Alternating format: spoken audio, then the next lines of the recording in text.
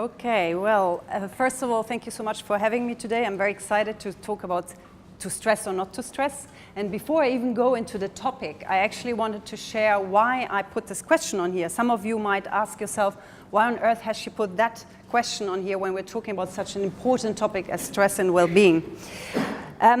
It started as a kind of light joke, and I thought to myself, well, you know, everybody is familiar with the line to be or not to be, I think.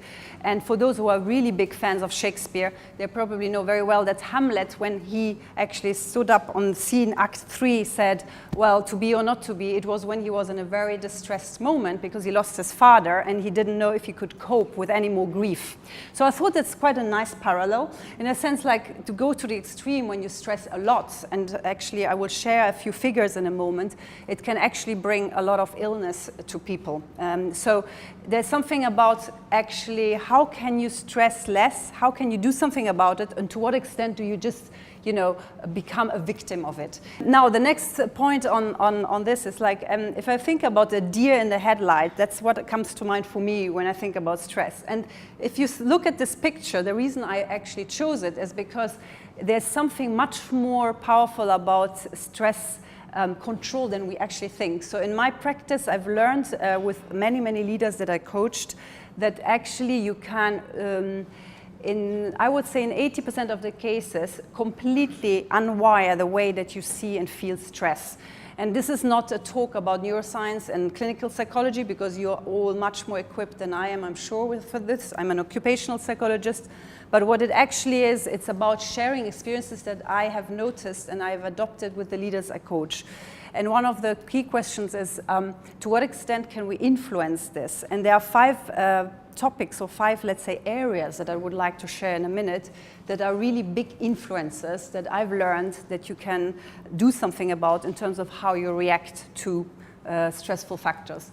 First of all, let me give you a very brief, let's say, overview of what I mean with stress, because my understanding of stress is probably quite different to maybe some others. So to be very clear, when we talk about stress, it's really about to what extent do I feel that I can cope with the demands that are put on me. And when I say the demands put on me, it's not just some external factors, but it's also the experiences we have. So when I talk about this, I really talk about, let's say, the positive stress, which is, well, you know, you have something to do, a deadline or whatever it is, and there's some kind of light level of adrenaline that makes you go a little bit more focused, and that's positive stress. But there's a moment, and that's the curve you see, which is turning into negative stress, and that is very different for each of us, as we know. But what is interesting is that stress, in a way, is very much a perception. We all know that there is no such thing as stress. There's only a factor, or there's an element, an external reality that we perceive as such or not. So as coaches, what is very important, I think I learned as well, is that in the negative stress area is where we can make a huge difference. If I share with you in a minute some of the figures that I've just heard a few weeks ago when I was presenting at the European Parliament of what actually stress costs to organizations, you will be surprised. And I think what we can do, and why I wanted to have this particular topic is, as coaches, is that we can really make a difference in terms of how we integrate this reality of stress into our coaching. Even if we coach an executive and he or she has a complete different development goal than reducing stress levels, I think there's something we can do about testing whether they are stressed or not. And this is something I wanted to share with you in a minute. So I am talking about stress prevention versus stress when it's already too late. I don't think necessarily that is my particular area, and I don't think that when we do a classic, let's say, executive leadership coaching, this is where we necessarily work. But I think in the prevention, meaning ensuring that we actually look for the symbols and understand what the symbols and the signs are when we're coaching somebody, whether he or she is stressed, is very important. So the financial cost, just to give it a cost for organizational health, is $300 billion yearly. And this is something that the World Health Organization has published. However, there are very more interesting facts behind this. If you think about an organization, They are actually spending, I think in the US, more or less about 200 billion in health-related stress costs per year, and about, I would say, 20 billion in the EU. And this is something that I heard last week from one of the head of cabinets, and this is why the EU, for example, is now funding huge projects for work settings, how to release this from the stress from people. When I say engagement productivity costs, I think we all know that when leaders are stressed and when employees are stressed, they obviously are working less productively, but they're also much more, I would say, I think that it has an effect on their personal life as well. So there is much more to the cost than the cost for the organization. There is a cost to society as well. And when I talk about cost of leadership, I don't even know if it does exist or not, but this term felt very, very real. A cost of leadership is to what extent are the leaders actually helping or hindering, let's say, the health of the organization when they themselves are in survival mode. So I think the key is when we are coaching leaders, regardless of the development goals that we are working about, I think the key is really to look at how can we help these leaders to be less taken by the stress, step out of it, and get a distance to their own situation so that they can engage followers in a much different way and spread the health in the organization. The emotional cost to individuals and society, I don't know what the price tag is, but we do know that our young leaders, for example, if I think about high potentials that we coach that are really like, let's say, the future of the company, they are already so stressed. The youth stress is so high at the moment. The suicide rate amongst young male, especially youth, is doubled in the last year. So how can we expect those young leaders to thrive in an organization if they are also so stressed about most things, actually, especially social media? So very high level, I mean, these are external stress factors that are a mix between research, but also I think all of us have noticed, but in particular in my last 5 to 10 years coaching a lot of leaders and teams, the change at work and home, when I say change at work and home is really something about transition. So transition could be something very drastic, something very, very big. So for example, you lose a family member or there's a divorce or something like this, or smaller changes. So for example, number one has been identified as when you change a location, when the whole family has to unsettle themselves and go somewhere else. It seems an easy thing. It seems something that everybody does, but at the end of the day, is one of the key stress factors that leaders face.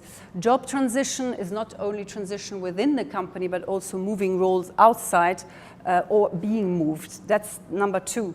The third is what I call personal and personality conflict. So it's two things. Personality obviously plays a big role in the way that we deal with stress, but it's also a personal conflict in terms of values. So I don't know how many of you have that experienced that when you, let's say you coach teams or also individuals, that in fact often they cannot be authentic or feel they cannot be authentic, because if they are authentic and they are set in an organizational setting which is quite, let's say, a bit more conservative maybe, or a little bit more on the performance driven and a little less human, they probably feel they have to hide behind a mask. And that is one of the key stress factors for leaders that I've experienced when they cannot be who they really want to be.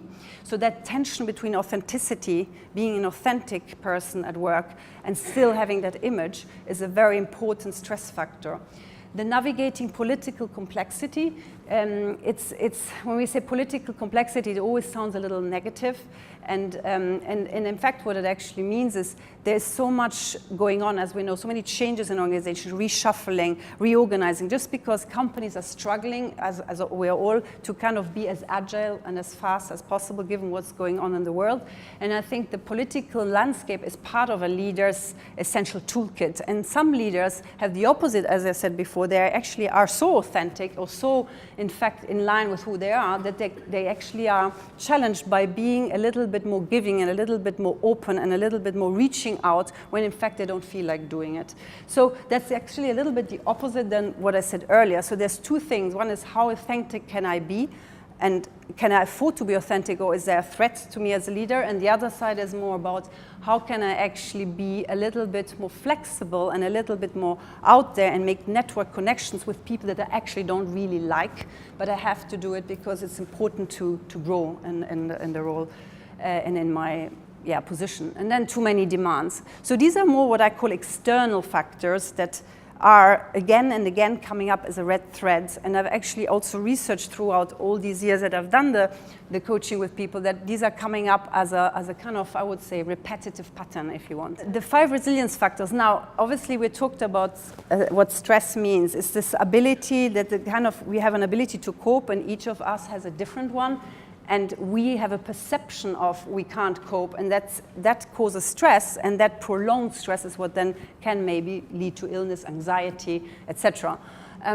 There are, however, these 5 factors that are really important, and this is where I want to get a little bit more narrowed down to what we can be more alert to, is these are factors that not only are researched across a lot of different literature, and I'm very happy to share more of these references later on, that are absolutely critical in building the coping skills that I just mentioned earlier. So regardless of your personality and whether you are more prone to stress or less prone to stress, there are these factors that when you address them in a rigorous way, you probably double your chances, let's say, to be more strong in the face of adversity by 100%. So I just mentioned them very briefly, so you know what I'm talking about. The personality and preference is obvious, I think, but as I said, it's not just your proneness to stress, but it's also things like, are you a little bit more somebody who prefers to get the energy from, a little bit more of reflection? Are you more an extrovert? All those things that we know from Hogan's and all the personality assessments that we actually use.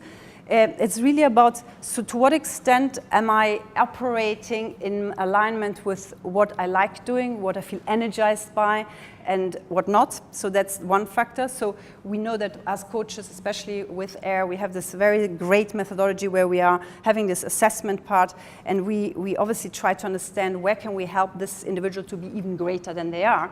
But there's also something to be alert and look in those assessment results and see where can I see what are the strengths of this person and what is this person struggling with. And I think personality and preference is a key factor to be aware of.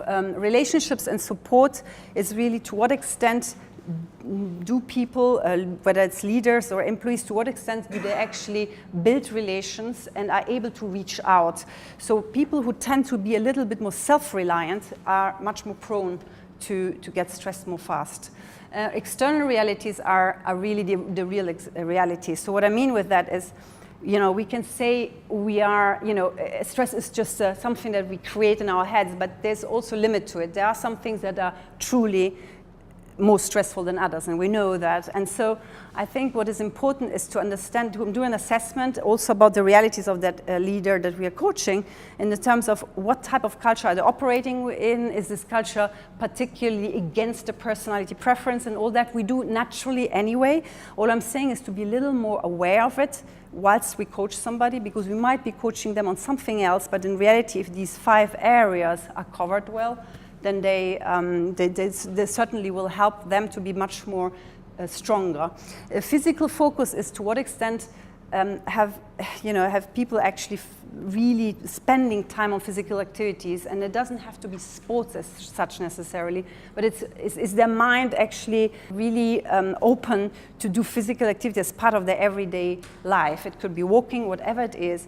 The less physical you are, the more stressed you become, and that's obvious for everybody, but it's something we might not necessarily assess when we actually coach a leader at the beginning. So all I'm saying is these 5 factors, if we can somehow, and I go to the next slide in a minute, get a bit more systematic about kind of building them as a pulse survey into our interactions from the beginning, we might be able to influence the level of stress this person experiences, as if nothing else, as a side product of what we do.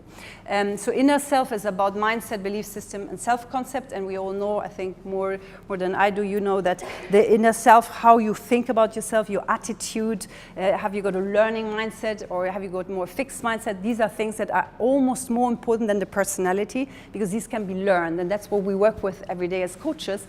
The more you can influence a negative mindset to become positive, and the more chances are that this person will be much more strong in the face of adversity. we can see that the critical factors, to go a little more in depth to build resilience, is the level of self-awareness, to sum up.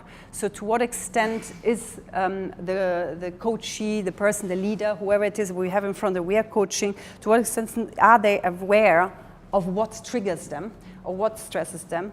If they are stressed, are they admitting it? Do they really know it? That's one important factor. How they think about events and stimuli, and in other words, are they more negative towards this? Are they more catastrophizing? Have they got a tendency to think everything can go wrong? How they react to it is very different. It's the emotional regulation. So once you know what triggers you, then there's a whole process of how you actually can help yourself to build your emotions around that and maybe manage them. The physical well-being, I just mentioned it earlier, is one other factor, and the learning and positive mindset that we discussed a minute ago. So the leveraging strengths is one point I wanted to really focus briefly on. Is we focus a lot on whatever a person needs to change or improve, but it's very important, especially when somebody has a negative mindset, to highlight those positive strengths. And the more people have leveraged strengths, the more it's actual research that they are much more prone to being stronger when things don't go the way they are supposed to. Willingness and openness to share and trust, and we know that through many personality assessments we can actually really see the kind of proneness one has towards trusting others. The less you trust, the more you struggle again when stress hits you, because you are not, you're basically relying on others. Self-reliance will never help to help you through stressful times. And then support systems and relationships, like we said earlier. So these are the 5 areas. So what I'm saying now, going to the coaching, is if we can kind of do a quick diagnosis on this, and the way that I sometimes do it is literally rate themselves and ask people to rate themselves. How do they think at the moment they're doing on these 5 areas? And you can see that very, very, very quickly, because people will notice that actually they have completely neglected their physical activity. They have actually a completely, maybe a different view on the external realities, or they can give you actually their view on what their external reality is, which will amplify how they feel. So it's about a quick pulse survey of what is it that's going on, and where in which of these 5 areas is the greatest, let's say, Achilles heel for that person. So in essence, building the resilience, if we can help people to build their resilience, the mental and physical one, if we can uncover their authenticity, and if we can expand their learning agility, in a nutshell, these are the 3 things that we as coaches can do to help people to be much more, I would say, fulfilled at the end, because it's about fulfillment, right? And it's about much bigger things than only the coaching we do. It's about helping the world and the society to become much more happy, fulfilled, harmonious. At the moment, I think we can all do with more of that. And it's much more, I would say, broader, this topic, than only health, only cost organizations, and only coaching. I think if each of us does a little bit more towards it, either directly or indirectly, we can really help to change the world. And so finally, what I want to show you is that from the deer in the headlight, I think hopefully most of them can become lions that lie under the shade of the tree and relax. So basically my call for action will be that if we can all think differently, or be more alert, or be more aware of this whilst we coach, we can really make a huge difference to an epidemic that is really going across the world, which is stress, and is having a lot of illness and a lot of negative effects at the moment on society. So, thank you.